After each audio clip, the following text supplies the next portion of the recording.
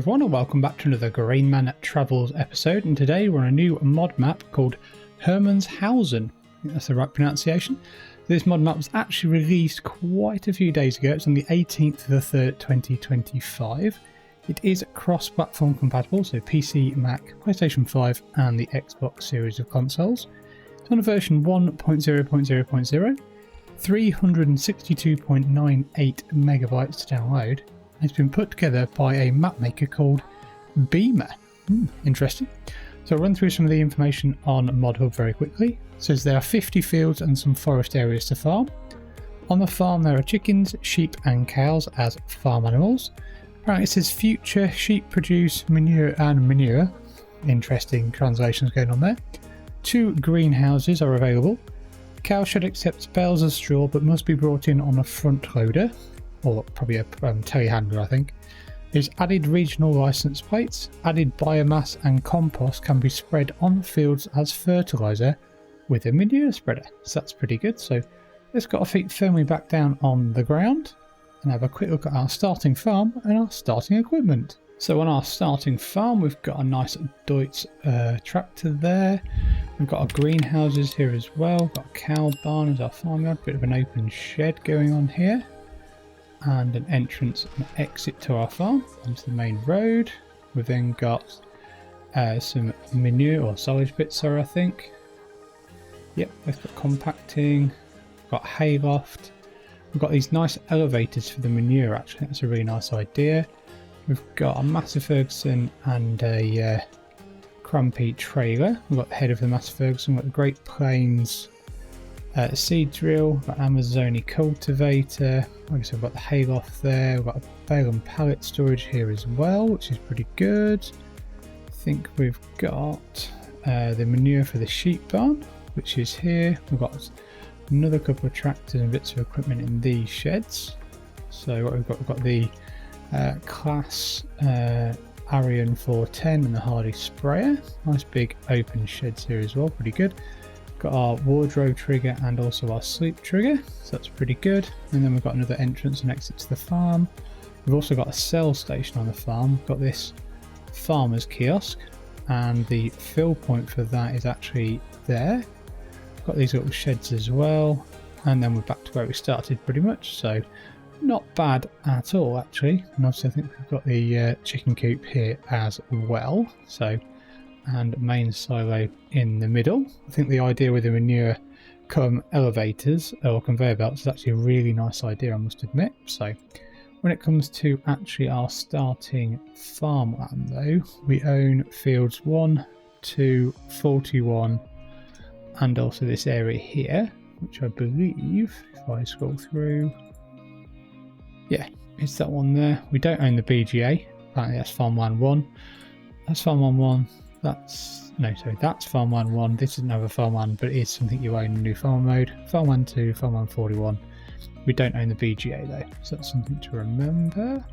Crop calendar wise, pretty much completely all base game default. Nothing's been added, nothing has been taken away by the looks of things. Animals wise, got a chicken coop, we've got a cow barn, and we've got a sheep barn. So right, sheep barn is here. Where's the trigger for it though? I wonder if it's out here somewhere. There we go. So it's a 35 head sheep barn. So, and there's no sheep in it in new farmer mode. But it has got a nice pasture as well actually. And this is very nice kind of rustic kind of looking building. Cow barn wise, doesn't look like it's a big one. Again, we don't actually start with any animals in new farmer mode. It's 70 head, and like I say, no animals in there. And finally, chicken coop, which I think is here. And that's a 55 capacity, but you don't start with any in new farmer mode either. But pretty nice arrangement of animals. Contracts wise, there's going to be quite a few by the looks of it. Looks like we're missing the actual player like NPC faces, but there we go. I think there's 50 fields of varying sizes, so you know, it's pretty good contracts there, I must admit. Productions wise, we own the large tarp greenhouse, 2 of them, and there's a bakery, a biogas plant, a dairy, a grain mill, potato processing plant, sawmill, a suit factory and a spinnery on the map. So when it comes to doing our lovely, it says the water feed for that one, there's the water feed for that one. Guessing pallets spawn there, yeah they do. How do we actually get into these? Oh, they're here. A little bit tight, and you can do pretty much all your standard ones. So you can do your chilies, garlic, lettuce, cabbage, spring onions, strawberries and tomatoes. So nothing custom on that in that regard, so that's pretty good. And then prices wise, I won't run through everything. I don't think everything does sell that should sell in at least one or two places.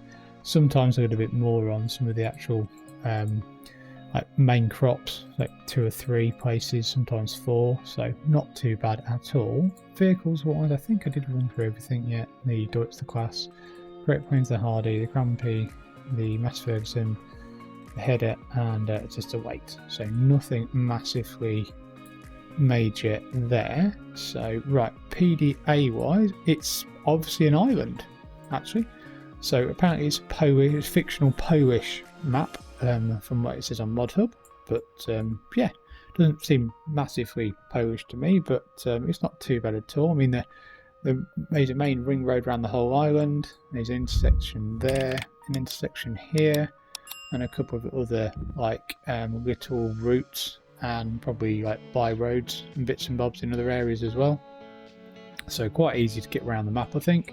A few forest areas here, and most of the main fields are in the middle and down here, so not too bad at all. So if we have a quick look at our selling stations and productions on the map, we've got farmers market, lime station, then got potato processing plant, a dairy, a gas station and electric charging station, spinnery near our farm, then got the yacht club, very impressive. That's our main farm itself.